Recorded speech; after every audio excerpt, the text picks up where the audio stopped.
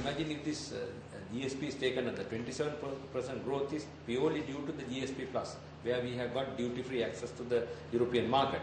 So if you don't get this thing, but I even don't want to think that we are not getting it. I'm sure we should get it. If you don't get it, my God, we'll have disastrous consequences. If you think about the situation in Sri Lanka, we don't think that the Sri Lanka, the government and the employees are seriously think about to keep this tax concession by GSP Plus. They are openly violates the core convention. And we have a big issue there. This is a relationship that's solely based on the idea you have great products and we want them. And secondly, the European Union took a decision that this country deserved a special support for its development and so gave it GSP+.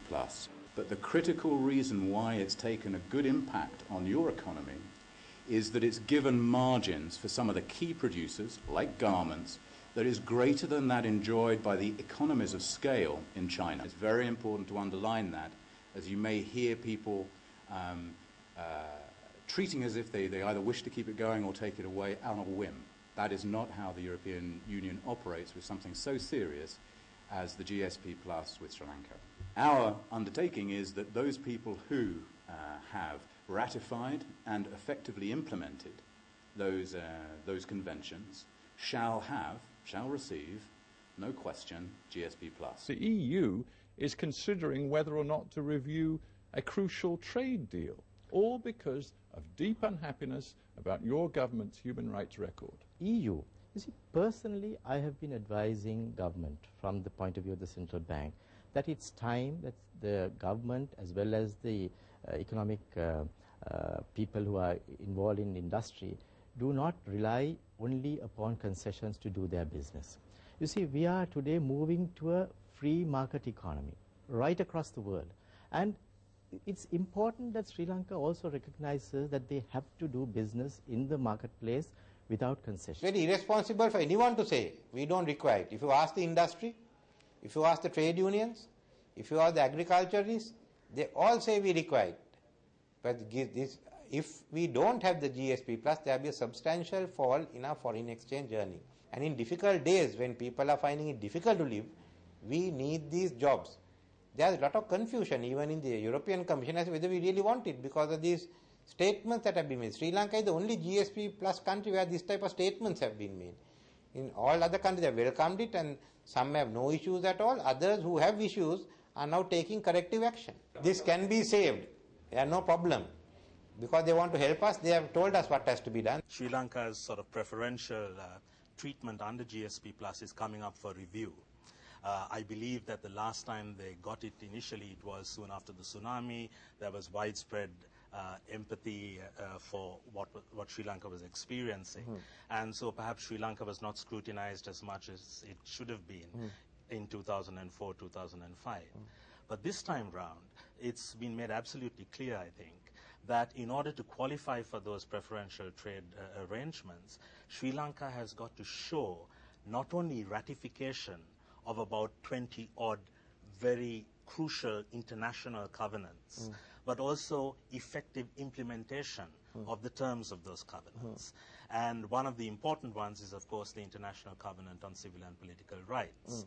Now, many of us in civil society have actually been arguing that this is an opportunity where we could have a win-win situation. We introduce fundamental reform to our Bill of Rights, try and ensure that our Bill of Rights is strengthened, and then at the same time, the textile industry will benefit by the preferential trade arrangements being extended. Right. Now, unfortunately, what the government seems to be doing is they have introduced a very inadequate piece of legislation called the ICCPR bill.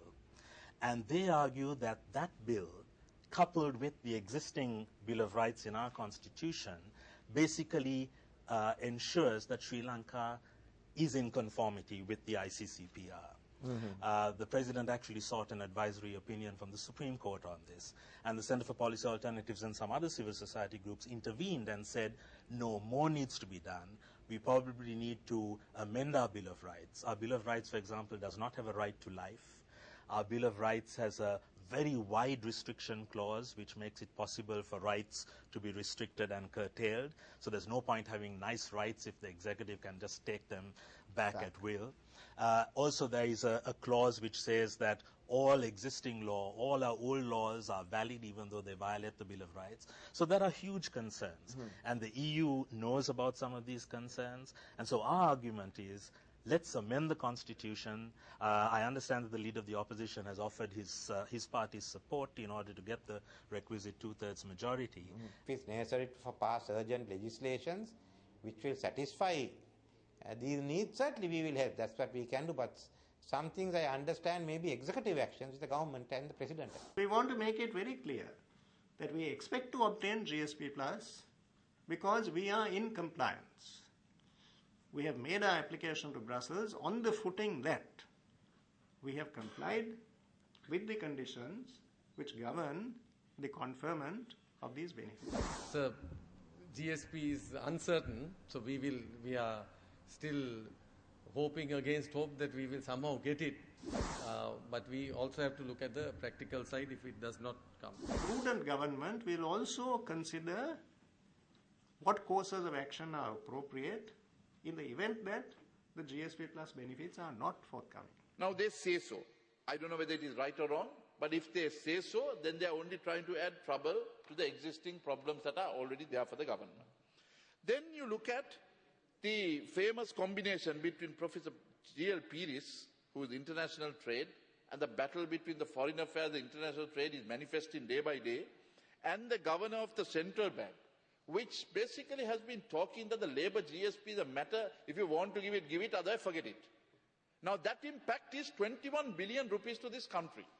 And if that is for 1 year, and if 63 billion rupees is being looked like that, then I guess we must be a rich enough country that we can tell them, forget, we don't need the world, we will use the garments within the country, so we don't need to export it also. So such statements that have been uttered by people who should be giving leadership to the country and protecting the economy only makes a bad case worse. What does Professor G.L. Pires say? He says, and I quote the Island Financial Report, 21st October, in the possible event GSP Plus concessions are not renewed, we have told the government that any assistance should be provided during the first year so as to mitigate the shock the industry would face. The first problem is that you are getting an advantage for 3 years and you say first year will help, the second year, third year go to hell. Now is that the attitude of a government that came into office saying we will protect domestic industry? 77, 78 you had the free trade zones coming in and you had garment factories thriving day by day. You had the further push out from Colombo into the outstations where the 200 garment factories took place.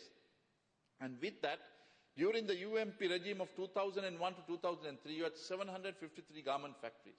Today, Honourable Minister, you promoting such things going on, you have only 300 factories to my knowledge. On a lot of these matters, we have discussions with government.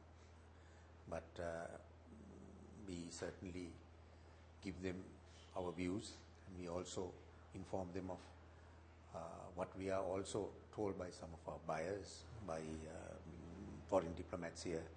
And I quite agree with you, it's a serious concern for us as well. How do you see the whole GSP Plus story? Well, certainly up to now, the EU has not in any way suggested or implied that they will not be able to give us this. The Commission has decided on an investigation in respect of Sri Lanka. Now that is a special procedure. Government of Sri Lanka has clearly decided that we will not agree to subject this country to an investigation by a foreign government or a group of foreign governments.